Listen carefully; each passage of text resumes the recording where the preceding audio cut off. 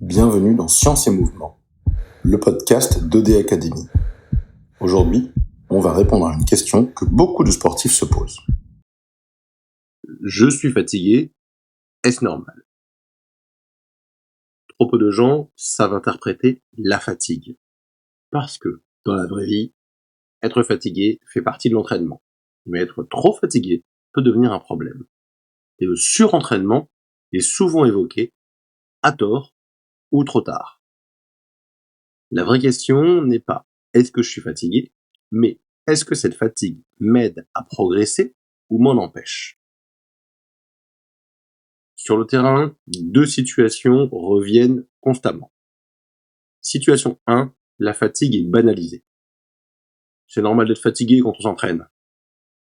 Ça ira mieux la semaine prochaine. Semaine après semaine, la fatigue s'installe, la récupération ralentit, les performances stagnent. Situation 2, la peur du surentraînement.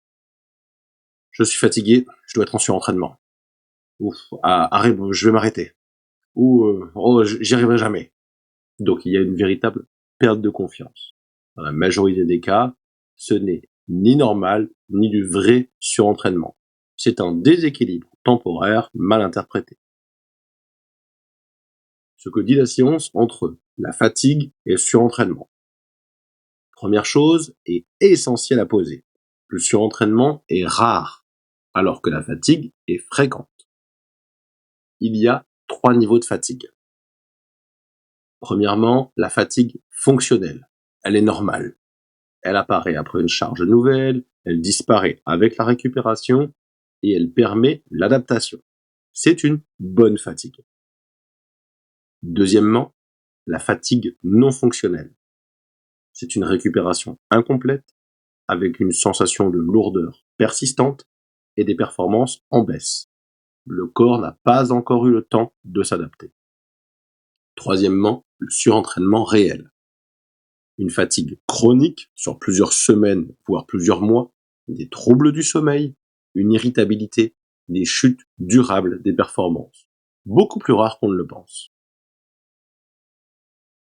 Quels sont les signes qui doivent t'alerter?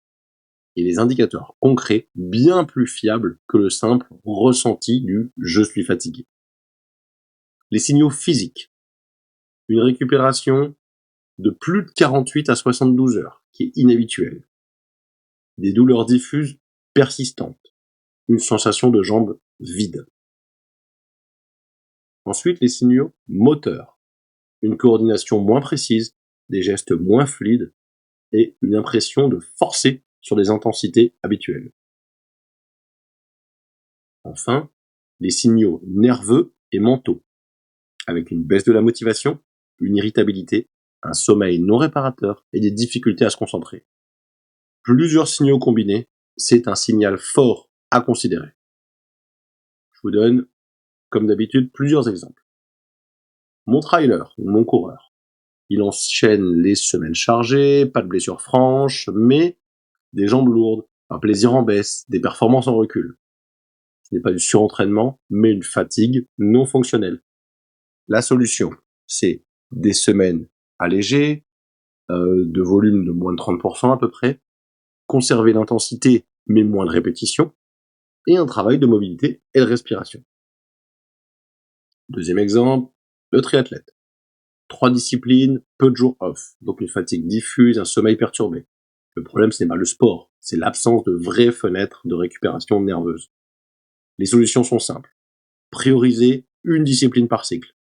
Des séances techniques peu coûteuses et une récupération active structurée. Autre exemple, cette fois-ci, ma reprise d'activité ou ma perte de poids. Une fatigue très marquée, malgré des séances qui semblent simples. Chaque séance est un stress important pour le corps. La solution, c'est plutôt d'espacer les séances, de réduire l'intensité et de maintenir la régularité sans l'épuisement.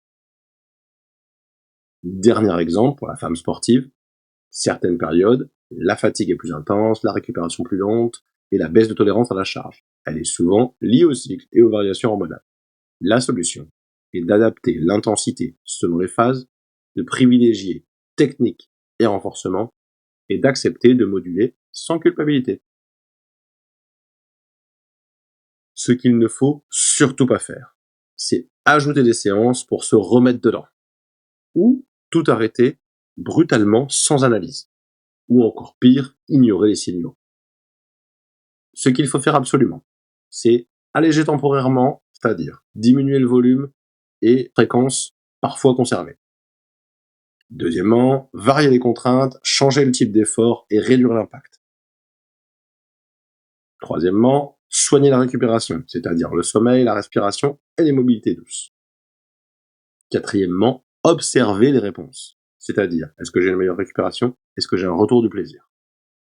Donc n'hésitez pas à consulter justement ces changements d'effort ou ces différents types d'entraînement sur la chaîne YouTube OD Academy ou sur les différentes plateformes comme Kinomap ou Nolio. Le rôle du kiné et du préparateur physique dans la fatigue n'est pas de dire tu es en surentraînement, mais d'analyser la charge, de comprendre la récupération, d'identifier ce qui bloque à l'adaptation. La fatigue est souvent un signal d'ajustement, pas un échec. Ce qu'il faut absolument retenir. Petit 1. La fatigue fait partie de l'entraînement. Le surentraînement est rare. Petit 2. Ce sont les tendances, pas un jour isolé qui compte. Petit 3.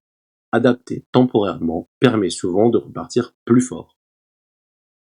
Donc, la bonne question n'est pas est-ce que je suis fatigué, mais est-ce que je permets à mon corps de s'adapter. Dans le prochain épisode, nous aborderons une frustration très fréquente. Pourquoi tu stagnes malgré un entraînement sérieux? Bienvenue dans Science et Mouvement, le podcast d'OD Academy.